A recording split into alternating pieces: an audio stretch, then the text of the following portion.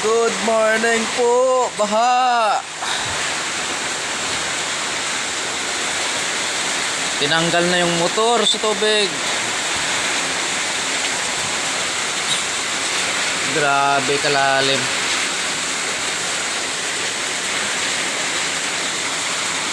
Yun pala guys, so kung mapansin nyo, yung bakal na yon, yun yung pinuntahan ko nung nakaraang araw na sabi ko, bro,